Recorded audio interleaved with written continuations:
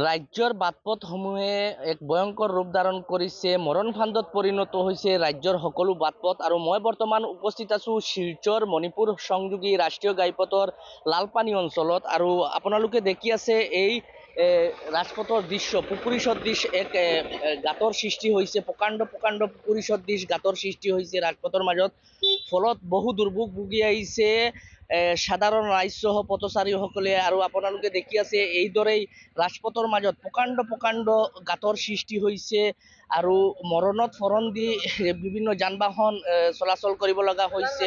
দীৰ্ঘদিনৰ পৰা এইদৰেই শিলচৰ মণিপুৰ সংযোগী যি ৰাষ্ট্ৰীয় ঘাইপথ আছে, এই ৰাষ্ট্ৰীয় ঘাইপথৰ ঠাইয়ে এইদৰেই বৃহৎ গাঁতৰ সৃষ্টি হৈছে। ফলত বহু অসুবিধাৰ সন্মুখীন হৈ আছে সাধাৰণ ৰাইজসহ পথচাৰীসকল। আৰু আপোনালোকে দেখি আছে এই যি দৃশ্য মই আপোনালোকক দেখাই আছোঁ, এইটো হৈছে শিলচৰ মণিপুৰ সংযোগী যি ৰাষ্ট্ৰীয় ঘাইপথৰ লালপানী অঞ্চলৰ দৃশ্য। আপোনালোকে চাওক, এইদৰে পুখুৰী সদৃশ এক প্ৰকাণ্ড গাঁতৰ সৃষ্টি হৈছে আৰু এইদৰে মৰণত ফৰণ দি এই চাওক কিদৰে যাত্ৰীবাহী যান বাহন চলাচল কৰি আছে। আৰু ফলত এক দুৰ্ভোগ ভুগি আহিছে ইয়াৰে স্থানীয় ৰাইজসকলে। আৰু মোৰ লগত আছে ইয়াৰে কিছু স্থানীয় ৰাইজ, মই তেওঁলোকৰ মন্তব্য লোৱাৰ চেষ্টা কৰিম।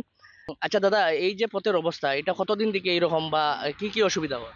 এটা তো প্রায় 2-3 বছর দিয়ে প্রথম রাস্তা বনার পরে থেকেও এইরকম অবস্থা, মানে রাস্তাটা এমনিও নিচা আছে, কালপাটটা দেখুন না একদম নিচা, জল এদিকে দিয়ে বাইরে রাস্তার উপরে এখানে জল মানে নিষ্কাশ হয় না, বহুত একটা সমস্যা। এদিকে স্কুল আছে, মসজিদ আছে, বাচ্চা কাচ্চা যাওয়ার বিরাট একটা সমস্যা। আমরা গাড়ির মধ্যে করি না, বাচ্চা কাচ্চা ক্রসিং করি, বহুত একটা সমস্যা। এরপরে নানান সময় অ্যাক্সিডেন্ট হয় এখানে, বাইক স্কুটি এগুলা না, মানে দিকদারি আর কি, অনেক দিকদারি। তো আপনারা এখন প্র্যাকটিক্যালি দেখুন না কীরকম। এরপরে মাঝে মধ্যে কি ছোটোখাটো কোম্পানি টুকটাক রিপেয়ারিং করে যায় গিয়া, এরপরে আবার সমস্যাটা হয়। এরপরে আমি তো সবসময় বাসার কিনারে ঠিক আছে, কিন্তু আমি তো বাসার থাকি না সবসময়। আৰু এজন মহিলা আছে, মই তেওঁৰ মন্তব্য লোৱাৰ চেষ্টা কৰিম। আচ্ছা দিদি, এইখানের যে অবস্থা কতদিন থেকে? এই অবস্থাটা তো প্রায় মানে 4-5 বছর তো ওরকম চলে। প্রত্যেক বর্ষার সময় ওরকম অবস্থা হয় যে বেজান মানুষ বাচ্চা কাচ্চা লইয়া পড়ে, বেজান মেয়েও পড়ে, স্কুটি বাইক তো পড়িয়া মাথা চাটা ফাটে জখমর, ওরকম অবস্থা চলে। এরপরে কয়দিন পরে রাস্তার সাজু আইয়া তারা আগে রাস্তাত কত 2-3 বকেট 4 বকেট ওরকম পাথর উঠাইয়া নিয়ে তারা ফালাইয়া তারা আর হাফতা দিনই বা খোঁজ নাই। বৃষ্টি দিল, জল জমলো, গাথা আরো বেশি হইলো। কত এই বছর মধ্যে মানে আমার জানাতক অবস্থায় যে মনে হয় 25 টনে 30টা গাড়ির মানে ওই যে কার যে আছে কারোর মানে সামনার যে যেটা ছুটিয়া আমরা দোকানের সামনে নিয়ে এটা রাখা আছে। বর্তমানে আমরা 2 দোকানের মধ্যে নানি 2টা মানে সাইনবোর্ড গাড়ির নম্বর প্লেট মানে আমরা রাখা আছে বর্তমানে। সরকারের কাছে এখন কিটা দাবি করব?